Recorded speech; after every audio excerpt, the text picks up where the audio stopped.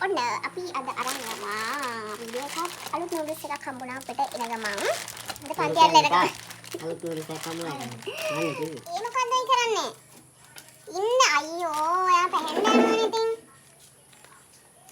අපිට නූඩල්ස් එකක් හම්බුණා මේක අලුත් පරණද කියන එක දන්නේ නැහැ අපිට මේ දැන් ඊයේ දවල්ට හම්බුණා මේක අද උදේ අපේ අයියට හම්බලා තියෙන්නේ ඉතින් ඒක රසයි කිව්ව හින්දා අරගෙන ආවා ප්‍රීමා টොප්ස් එකේ මේක මේ ක්‍රීමි චිකන් ෆ්ලේවර් මේ සුප් නූඩල්ස් එකක්. සුප් නූඩල්ස් කලින් තිබ්බ නේද? මතකද ඔයාලට?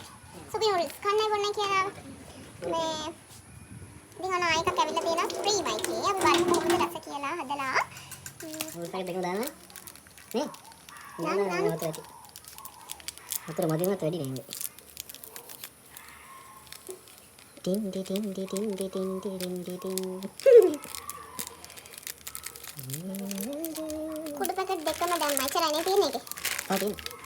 නූඩල්ස් කුඩු පැකට් එකයි තියෙන්නේ. කුඩු පැකට් එක විතරයි තියෙන්නේ. දෙකයි. එක දෙකයි තියෙන්නේ. දෙකයි. එකකට ජාති දෙකක් තියෙනවා. මොනවද තියෙන්නේ?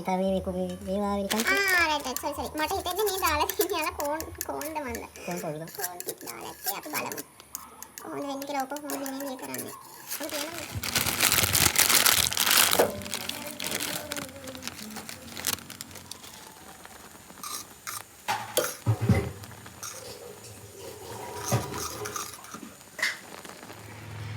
ඔන්න අපි නූඩල්ස් එක හදාගත්තා.